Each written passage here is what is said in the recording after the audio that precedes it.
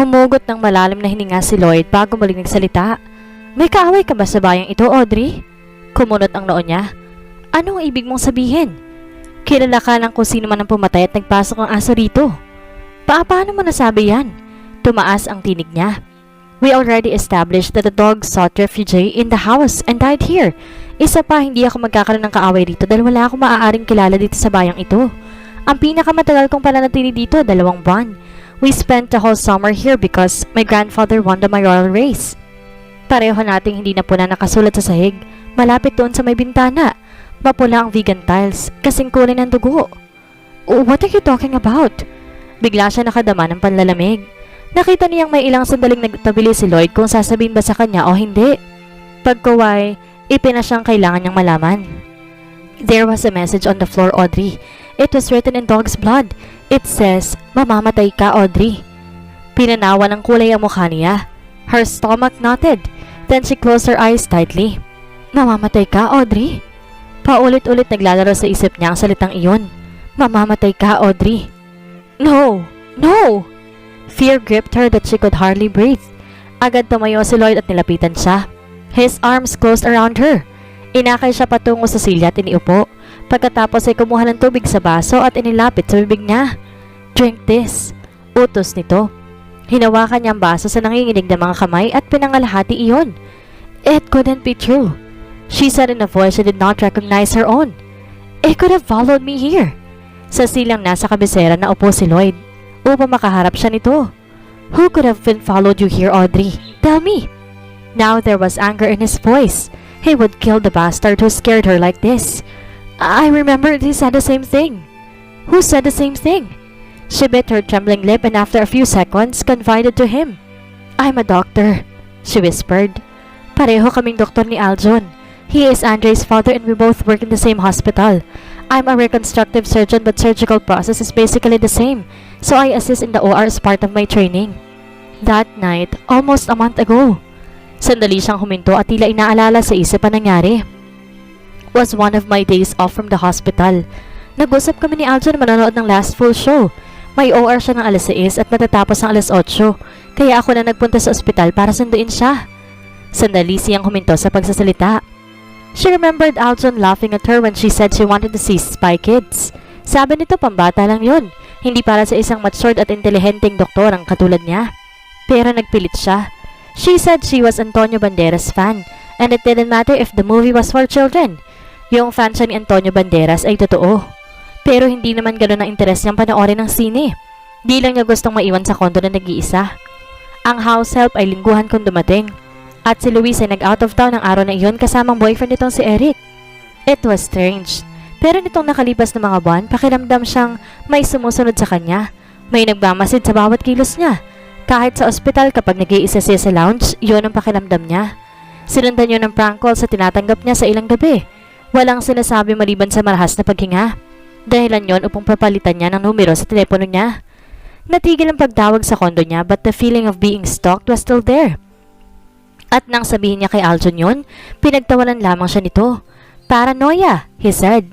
Resulta ng aksidenteng kinasangkutan niya at ang mga magulang niya. Sinabi niya rito ang tungkol doon pati ng nightmare niya. And she could not tell Luis about it. Hindi niya gustong ligaligin ito. For all she knew, baka nga tama si Aljon. Nasa isip lang niya may nagbamanman sa kanya. Base sa mga tinanggap niyang tawag. Sandali niyang sinulyapan si Lloyd. Nakatitig ito sa kanya at tinihintay ang susunod niyang sasabihin. Malapit na ako sa ospital nung tawagan ko siya. Hi, malapit na ako sa gate ng ospital. Right on time, hon? Wika nito. Katatapos lang ng OR ko. Give me 15 minutes. Inoff niya ang cellphone niya. 3 minutes later, iniliko niya sa gate ng ospital ang kotse. Sumaludo ang 2 security guards na makilala ang sasakyan niya. Tumuloy siya sa parking lot. Bagaman maraming bakante, marami rin naman nakaparada. Pinanatili niyang buhay ang makina dahil sa aircon. Sa isang taong namamasukan niya, sa ospital na iyon, noon lang niya na punang madilim ang kalakang bahagi ng parking area. She laughed at herself. Binuhay ang ilaw sa loob ng kotse niya at kinuha ang compact powder at dinampian ng ilong. Nag-retouch ng lipstick. Muli niyang ibinalik sa bag ang lipstick at polvo. Pinatay ang ilaw at iniwan ang radio. She was humming along with the music. Paminsan-minsan sinusunaban ng relo sa dashboard. Makalipas ang mahabang sandali ay nainip siya.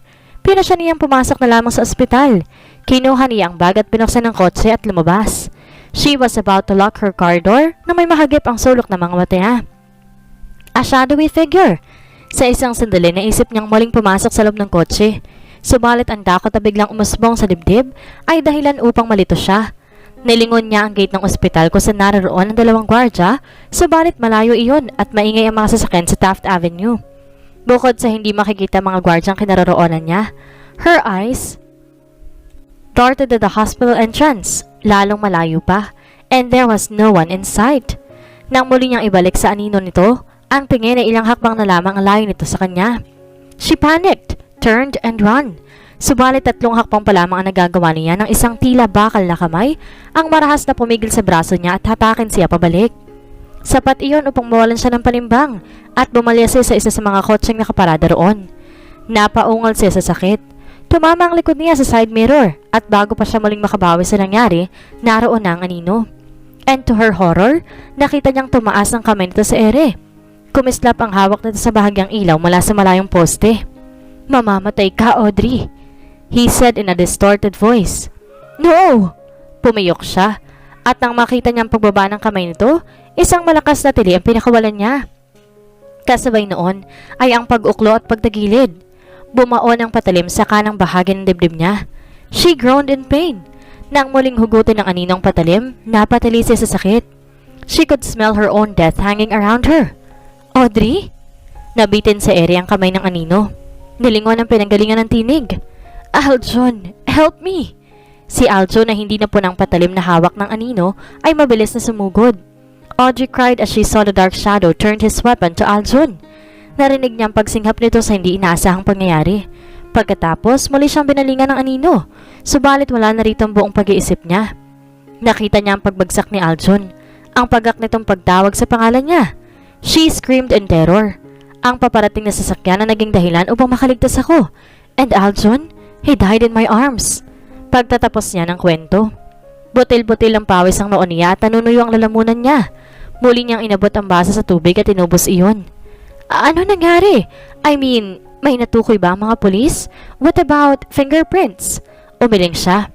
There was no lead, no fingerprints. Sa nakalipas sa 3 linggo wala sila makitang suspect. One of those random crimes, and it was my fault that Aljon died. Ako ang gusto niyang patayan at hindi si Aljon. Kung hindi ako lumabas ng kotse, kung natili ako sa loob at naghintay na lang, kung... Her body rocked as she sobbed. "Audrey, listen," ani Lloyd sa mariing tinig. Hinawakan siya sa magkabilang balikat. "Hindi mo kasalanan ang nangyari. Hindi mo kasalanang nainip ka at lumabas ng kotse mo. Kahit sino yung maaaring gawin ang ginawa mo. Isa yung ospital at doon kayo nagtatrabahong mag-asawa. Di mo akalain may magtatangka sa'yo sa lugar na yun." Mag-asawa? She hadn't been able to correct that assumption, pero bahagya nang nadaan sa isip niya iyon. Bago ang gabing yon, may mga prank call, and I had this feeling that I'm being stalked. Dapat ipinagukulan ko ng pansin. "No, you couldn't have," giit ni Lloyd. Napakaraming taong tumatanggap ng prank call sa araw-araw. Ilan sa mga gumagawa niyan dala ng hindi matinong kaisipan. Ang iba out of fun and boredom, and mostly are harmless. Pero hindi sa kaso mo dahil kilala ka ng taong to. And you couldn't have known that. Maribang sa telepono pa lamang ay binabanggitan niya ang pangalan mo. Umiling siya. Pinahid ng kamay ang mga luha. No. At hindi pumasok sa isip kong inusal niya ang pangalan ko until now. Ngayon ko lang naalalang inusal niya ang pangalan ko nang magitin mo tungkol sa nakasulat sa sahig. Hindi. Itinanong sa'yo ng mga polis kung kilala mo ang sumasakay sa'yo. Nang gabing yon? Lloyd asked grimly. What about his voice? Did you recognize him? His voice was distorted. Sa pagkakatanda ko, he wore dark glasses. Imagine, dark glasses in the middle of the night. At di ko matatanda ng mga tinanong investigador sa akin sa dami. Besides, I was too shocked by the attack of the way Aljon died. He was stabbed in the neck. Tulad ng ginawa sa asong yun. At narito siya. Sinusundan niya ako. Tinakpan niya ang bibig upang hindi siya mapabulalas ng iyak. Kinabig siya ni Lloyd patungo sa dibdib nito, comforting her. Audrey was very much aware of the arms that held her. Inihahatid ng mga bisig nito ang kapanatagan at kaligtasan sa damdamin niya. Pero paano kung katulad ni Aljon? She shuddered wildly. Di niya kayang maibang taong muling madadamay dahil sa kanya. Naramdaman ni Lloyd ang panginginig nito. Hinawakan niya sa magkabilang balikat si Audrey. Listen, Audrey. Wala kang dapat ikatakot. Narito ako. No harm will come to you. I promise. Ang pagnanais na mahuli ang Slarin ay makatwiran dahil sa propesyon niya. Pero ang intensidad ng pagnanais niyang proteksyonan ng babaeng ito ay ikinamangha niya. It was beyond his job, beyond any sexual desire he had for this woman. Was it just sexual desire? Why was his emotions involved? Was it really? Ang alam niya responsibilidad niya ang mag-ina. He did not want anything to happen to her or to her son. He would protect them with his life, and she trusted him. Damn it! But she trusted him, and he had failed the people he loved. They had trusted him and they had all died. I am so grateful, Lloyd, pero ayoko may mangyari sa'yo tulad na nangyari kay Aljon. Ani Audrey. Si Aljon ay walang kamalay-malay sa mangyayari. Ako alam kong nariyan lang ako sino man nagtatangka sa'yo. At nakahanda ako, Audrey. Yun ang pagkakaiba namin ni Aljon. Bukod pa sa sanay akong harapin ang ganitong uri ng tao. Lloyd, walang taong sanay humarap sa isang kriminal. Malibang, you're a cop? Lloyd almost smiled. Kung yan ang gusto mong itawag. Nakita niya ang pagkalito sa mukha nito at ang pagnanais na mag-usisa pa. But she wisely decided against it. I don't even know why you're helping me. We've only met 4 days ago. She whispered. Was it only 4 days ago? He asked huskily. Tumingala si Audrey sa kanya at nakita nito nakatagong ngiti sa likod ng mga mata niya. Kumawala ito mula sa pagkakahawak niya. Pinag-cruise ang mga braso sa dibdib. Paano mo nagagaw magbiro? Dahil nagpapanik ka, natataranta ka, hindi mo makuha makapag-isip ng maayos dahil sa takot. Yun ang gusto mangyari ng taong yun. And then you would be an easy target. Lohi kong sabi niya. Calm down and think. Sino sa mga kakilala at kaibigan mo ang nakagalit mo? Audrey shook her head desperately. Not that I know of. Kahit man lang nakasamaan ng loob dahil sa isang walang kwentang dahilan, wala. What about Aljon? Babaeng maaaring na agrabyado niya. She shook her head desperately. Itong nakalipas na mga araw, walang laman ang isip ko kundi yan. Wala akong maisip na kahit ni isang maaaring gumawa nito. Hindi sumagot si Lloyd at saluyapan sa sala si Andre na nagpapaikot ng mga laruan sa tile floor, imitating the sound of a car machine. Those were LJ's toys. Sa isang sandali biglang nahalinhan ang anyo nito ng anyo ni LJ. Nakangiti, masiglang naglalaro. Lloyd blinked. He hadn't been able to see Annie's and LJ's remains. They were charred beyond recognition. Tulad din ng sa mga magulang nila ni Kel. Maliban kay Carlang nakatalon at silamuhan na matay matapos ipanganak si Kyla. Ano ang kahinatan ni Andre kapag may nangyari kay Audrey? The anger that he felt for the unknown killer intensified. The muscles in his jaw flexed. His eyes turned into slits. Tumaas baba ang dibdib niya sa paghinga. He turned to Audrey who was watching him with mixed emotions in her eyes. Curiosity, puzzlement, and most of all, fear. I will find your stalker, he said with conviction and anger. Kung ang takot sa mga mata ni Audrey ay dahil sa nakikitang anyo niya, ay di niya binigyang pansin. Tumalikod siya at lumakad patungo sa ref. Time to make that French fries I promised. Katatapos lang nila maghapunan at si Andre ay tulog na ng ipanhik ni Lloyd sa itaas. Tinutulungan siya ni Lloyd na isara ang lahat ng mga bintana at pinto sa ibaba na makanalig sila ng parada ng sasakyan sa harap ng bahay. Nagkatinginan sila at sabay na lumakad patungo sa harapang entrada. Pagbukas ni Lloyd ng pinto, nasa harap na nila ang isang lalaki. May bitbit itong malaking bag. Eric? Manghang bungad ni Audrey sa boyfriend ni Luis. Sa labas ay naninig ng kotse ng tiyahin na nasa pagitan ng sasakyan nila ni Lloyd. Umatras siya upang makapasok ito. Gosh, I almost got lost. Bulalas nito habang humahakbang papasok. Bakit napakadilim? He stopped in mid-sentence when he noticed Lloyd who stood behind her. May kasama ka? It was more of a statement than a question. Pinaraan ni Audrey ang sinabi nito at nagtataka nagtanong. Bakit ka narito? Where is Luis? We were trying to reach you through your cell phone since early this morning, pero walang sumasagot. Laging out of coverage area or unattended ang sinasabi ng prompt voice. Nagtuloy-tuloy ito sa loob. Audrey groaned silently. Inihagis niya sa passenger seat ang cellphone niya nang gabing mas stranded sila sa daan. Malamang na naroon pa rin iyon. Kanina pa kami dumating ng Santa Clarita. Sagot ni Eric at nagubad ang jacket, pero pasulyap-sulyap kay Lloyd. Nasa mga mata ang disgusto. Nagpaiwan ng aunt mo sa bahay ni Rica Lopez. Doon daw muna siya ngayong gabi. You know her, don't you?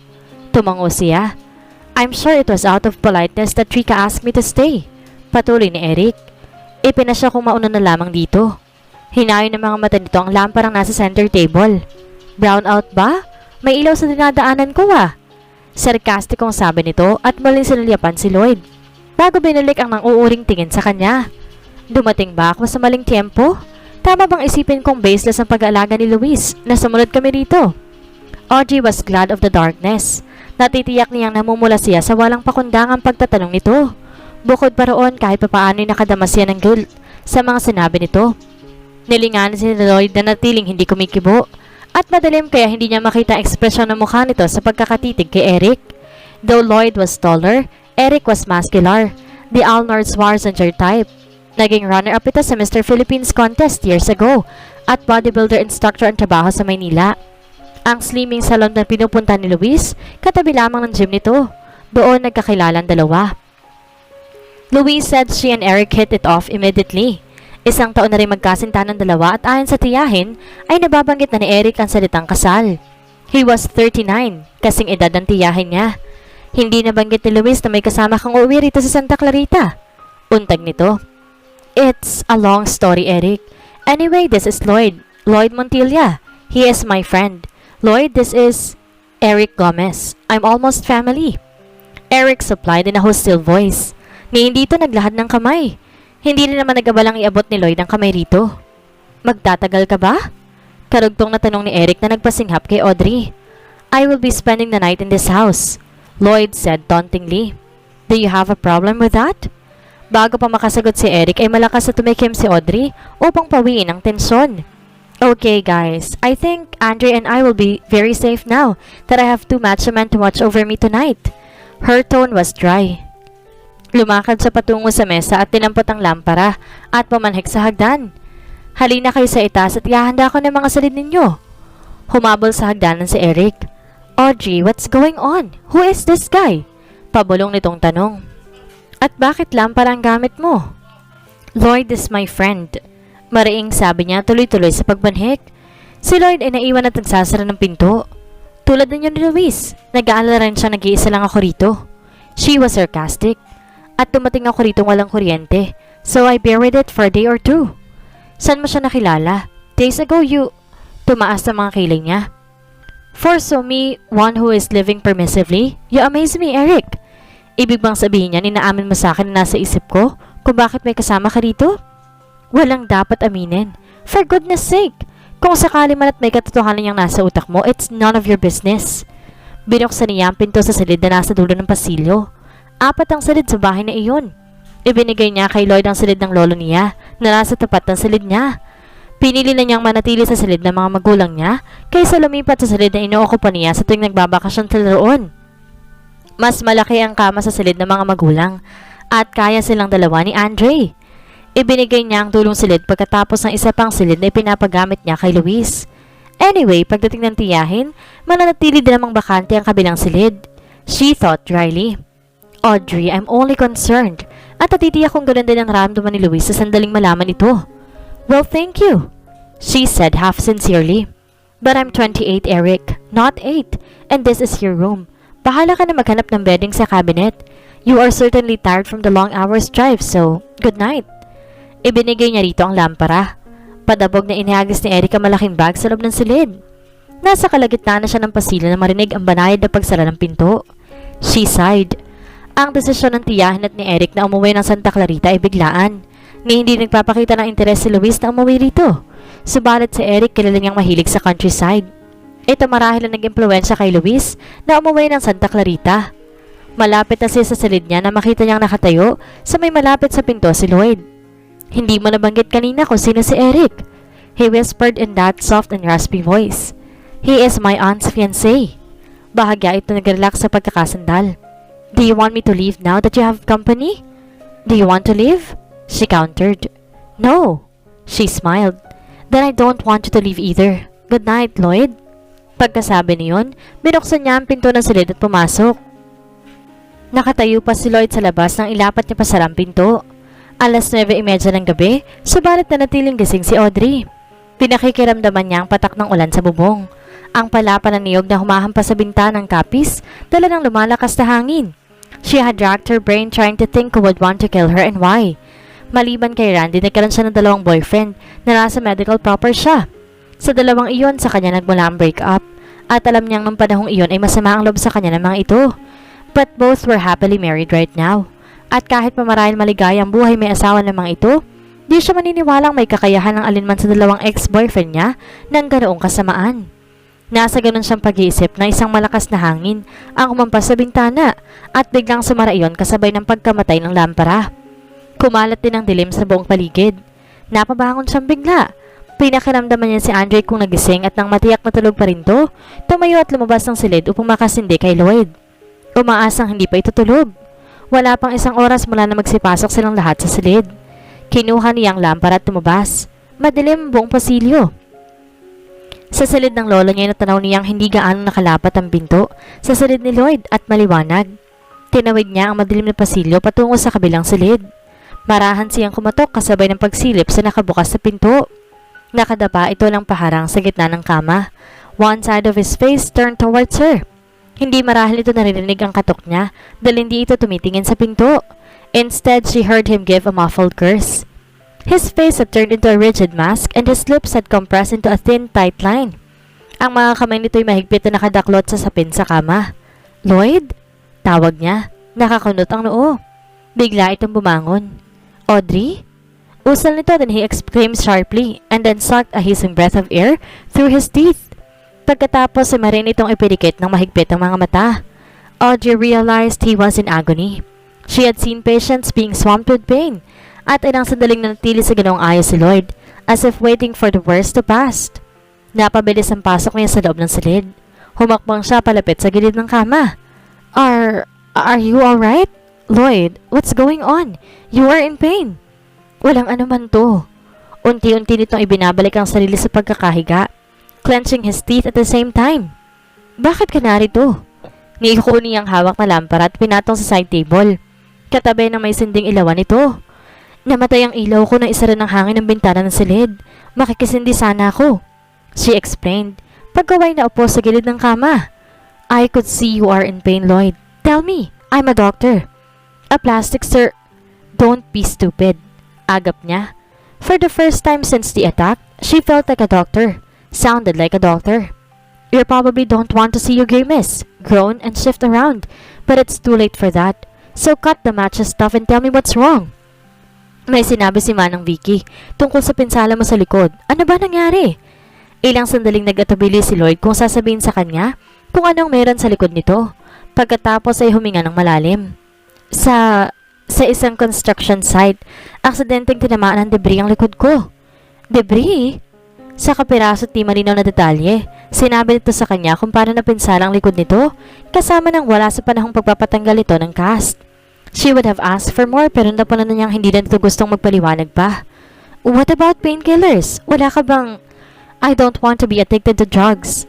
He interrupted. I refuse to turn myself into any kind of addict. Besides, sumasakit lang naman ang husto ang likod ko kapag ganitong malamig. He couldn't tell her that he welcomed the pain most of the time. It made him forget all the bad memories. I could respect that, she said. Pero kung may nagmamonitor sa drugs na iniinom mo, hindi ka masasanay dun. Bukas narestahan kita ng mild painkiller. Gumagamit ako ng aspirin. It's mild. She almost rolled her eyes. Don't be so stubborn, Lloyd. Pinagbabagal mo ng husto ang pagaling mo sa likod mo. Tumalikod ka. She instructed, an authority in her voice. Let me take a look at your back. I should have known you aren't really so helpless, Lloyd murmured. Gayon may sumunod. Hinubad nito ang polo shirt, grimacing at the same time. His back was hardly marked. Sinuri niya iyon. Adept ringers ran through his soft back knee. Lloyd made a sound that was a mixture of a sigh and a groan. Pagkuway mabilis na humarap at mahigpit na hinawakan ng palapulsuhan niya. I want you to get out of this room, Audrey, he commanded grimly. Now? Why? She was confused. Because I'm a man, he said, clenching his teeth. And you are a beautiful woman, and it is foolish to deny that I am attracted to you. Hindi ko gustong gumawa ng bagay na ikasusukla mo sa akin pagkatapos. So please, leave. May ilang sandali bago tuloy ang napasok sa isip niya ang sinasabi nito. Her eyes wide as she gazed at him. Unti-unting tumayo, unsure if she really wanted to leave him. Marahil gusto niyang gawin ito sa kanya kung ano man nasa isip nitong gawin. Marahil ay gusto niyang hagkan siya nito. Ang damhin ng init ng katawan nito. Ang gawin ng higit pa kaysa hinihingi ng tungkulin niya bilang doktor. She wanted to revel the warmth of his skin, to touch his hard chest. He smelled wonderful too. Something like soap and something deeper, darker. Something exotic and erotic. Something that made her want to climb into the bed and press herself to him in every imaginable ways she could imagine. Lloyd groaned. "Go back to your room, Audrey," he commanded sharply. Audrey shook the cobwebs in her mind and gazed at him with embarrassment. Pagkatapos ay humakbang paatras patungo sa pinto. "Take my lamp," pahabol ni Lloyd. Lumipad ang mga mata niya sa dalawang lamparang nasa nightstand. Kinuha niyang walang sindi at sa nanginginig na kamay, sinindihan mula sa lampara ni Lloyd. At nang magsindi ang mitsa, ay mabilis niyang lumabas ang silid. Nakatitig sa nakapilid na pinto si Lloyd. Unti-unting nagpakawala ng hininga. Hindi niya gusto ang damdaming pinupuko ni Audrey sa kanya. Hindi niya gustong makadamang muli, but she made him feel again. At sa mismong sandaling kailangan niya ng init ng katawan ng isang babae, ay naroon ito sa silid niya, looking so sweet and so innocent. Hindi niya maintindihan kung bakit ang isang babaeng nagkaasawa at anak na ay mukha pa rin inosente. At ang mga haplos ito sa likod niya, lalo lamang nagdagdag lang si Club sa nag-aapoy na niyang damdamin.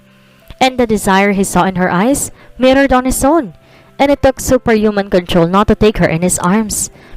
But he wasn't so crass as to take a woman in his most vulnerable state. Staying with Audrey was rapidly turning into a new kind of hell. A hell he had no desire to run from. Not yet anyway. Isa pa hindi niya gusto ang nangyayaring pananakot dito. And his gut kept insisting that something evil was going on. He had been through this. Lagi na itila anino niyang panganib at nararamdaman. At sa pagkakataong to, alam niyang nariyan lamang sa tabi iyon. And Audrey needed his protection.